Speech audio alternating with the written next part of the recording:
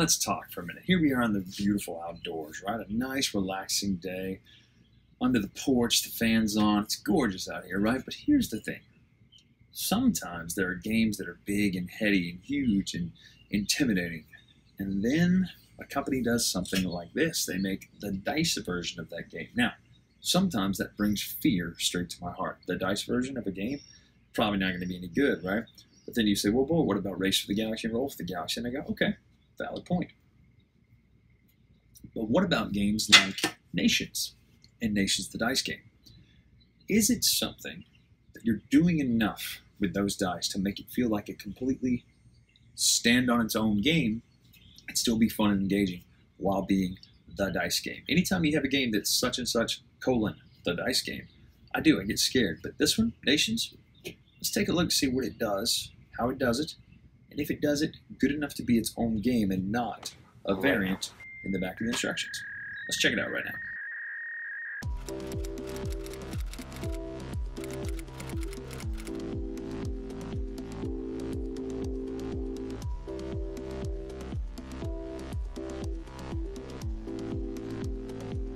That being said, even while in the outdoors, there are things like Unrest, which cause problems, right? That's what we're talking about today, is actually the Unrest expansion of Nations, the dice game. Is it enough to make it worth playing? We're going to talk about actually both games, the dice game in general and Unrest together. So what is the game? Well, the game is basically a board like this with your tiles. Each of these symbols show you how many dice you get. You roll said dice and buy said things and do such with those things to where you get victory points and win the game. That sounds like a description of every single game in the world. I'm aware of that, but this is what I like to see when I see the dice game. Yep, still have that cut on my hand, hurts. The dice game, different colored dice, right? So each one of those things indicates what colored dice you have. Red do different things than green. Green are part of the Unrest expansion. We'll talk about what all this means in just a minute, but here's the basic layout. It looks something like this. There are 4 rounds in the game. They're numbered by these cards, age 1, age 2, age 3, age 4, by the different symbols on the bottom there. What you do is in each age, you lay the cards out on this board up here, or the tiles out, I should say. In a 3, 2, or 1, I'm sorry, in a 2 or 1 person game, actually 3, 2, 1 person game, you would lay them out like this to where you have 3 columns worth of tiles. The cost for these is very simple. By the straightforward art, it's connected by this line, and I really like this. If you want to buy from this area down here, it's 1 times the cost listed here. This is 2 times the cost listed. This is 3 times the cost listed. Very simple, right? When you buy, let's say, the Praetorian Guard for 1 gold, you would lay it down here, covering up one of your places. Now, you start with the dice listed down here, so this is 5 dice. You colored up the Axeman, for instance, you would actually have to give back one of your white dice in order to gain a green dice. Now, the dice do different things, obviously. Let's talk about the difference between the white dice and the green dice. White dice are your basic dice. They basically just have 1 of each symbol, 2 gold, everything else listed on there once. 1 book for knowledge, that's this track up here. That's for gold. This is for stone to build wonders, which we'll talk about in a minute. This is for famine. This is the food. There's a famine phase that happens where you... Sorry, I don't have a bonus tile out there. Let me put a bonus tile. There are things like this.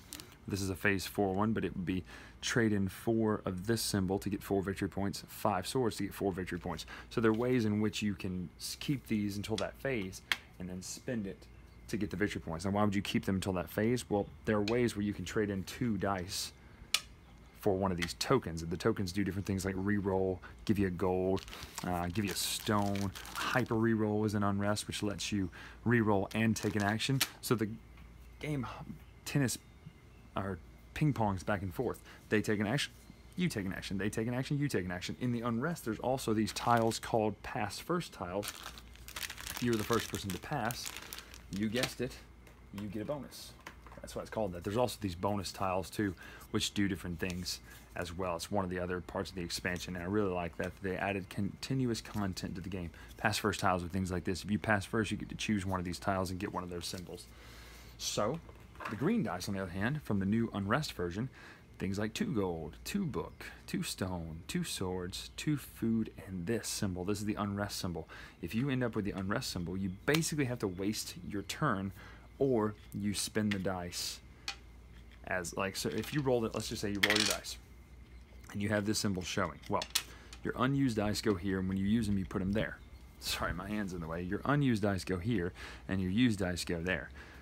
If you have this symbol, you can either, these are your only two options, you can either spend it and continue doing your normal action, let's say you want to increase your knowledge by 1, or you can re-roll all of this symbol, but that's effectively your turn. If it lands back on it, you know the next turn you have to do that too. So that's the Unrest dice, that's what they do. You continue buying things, getting the dice they benefit you with. There's your red dice there. Continuing to buy the different types of things, these are the different types of buildings. You have colonies in green borders. You have leaders in the yellow border. They go up here and can benefit you. So he gives you, Sun Tzu gives you a re-roll symbol. The wonders are these things like the Great Library here. This is the cost. It costs you, 1 gold or whatever it is, depending on where it is on the track. It costs you a gold to buy it. It's worth this many victory points only after you build it. So it's in ready, it's in preparation right here, and then you have to spend the amount of stone listed here. So you would roll, if you roll 3 stones, you would spend it as an action, build the wonder, and get the victory points for it. That is how you play Nations the Dice game. There's nothing else to it, which is very, very good. That's a good thing. So let's talk Nations the Dice game. You probably thought, man, you didn't like that game. You were really quiet and monotone about it in the review. Well, no. No, I wasn't, actually. Well, I was, but I'm outside is why. And I don't know that my neighbors know that I do board game reviews, so I didn't want them to be like, what is that nerd talking about? But let's face it. The thing is, I actually really like this game. I liked it way more than I thought I was going to, especially when you add the Unrest stuff in there, because it just adds more to a game that can just grow. I mean, there's a ton of different things that this adds, obviously, like the bonus tiles, the past first tiles, all the different, dice that you get. But I like this way more than I thought, because I'm not going to lie, when I first heard, such and such the dice game, I get terrified, because I've seen so many games that are bad just when you add the dice game to them. This is not one of them.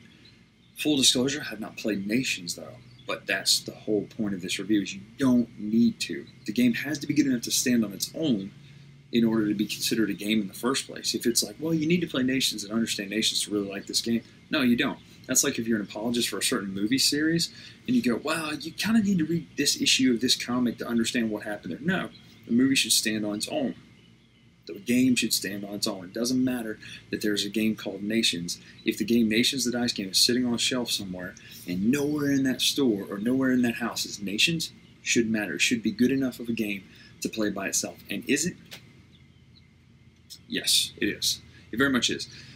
Here's the thing, I typically don't like the dice games. I mentioned that before, but this one does it really well. Like you're doing what you're supposed to be doing, and it's quick and it's easy. You're getting what you need from the dice. You're spinning those dice quickly. You take an action, they take an action. You take an action, they take an action. Because there's a danger sometimes in these dice building kind of games, these pool building kind of games, where you can just combo and combo and combo and combo until it's somebody's turn finally 30 minutes later. It's a bit of an exaggeration, except when you play a game like DC Deck Builder's notorious for this. First turns, boom, they're quick. By round 10, it's like, oh my gosh, when is my turn coming? It feels like playing, I don't know, Warhammer or something, but how long it's taken for you to combo all your turns up. So, Nations Unrest, I'd say it's pretty restful and relaxing, and you should definitely pick it up. If you have Nations the dice game, it's a no-brainer. You go out and get this. It's a no-brainer because of all the stuff it adds to the game. It makes it even better. If you don't have Nations the dice game there, I recommend picking it up. It's quick. It's a game that you can play fast, but it also gives you that feel of the nation building, the dice building, all the stuff that a game like Nations would give you in a quicker version, in a way that lets you just kind of bite-size it in and get everything you need out of it, suck all the wonderful nutrients out of that type of an itch of a game quickly. So that's Nations the dice game. Get it, check it out. You're going to like it, especially with the Unrest. I really would say if you're going to get it, you need to get the Unrest too, because it adds so much more to the game that really is needed to continue filling out this picture. So that's Nations the dice game. Unrest. For more, this is Bryan Drake. See you next time. Thanks so much for watching the Dice Tower videos. Find more great videos and reviews, as well as our top-rated audio podcast at Dicetower.com. You can also find other great shows at Dicetowernetwork.com. I'm Eric Summerer, and you've been watching The Dice Tower. The Dice Tower is sponsored by Cool Stuff Inc., where you can find great games for great prices. Cool stuff in stock. Check them out at CoolStuffInc.com.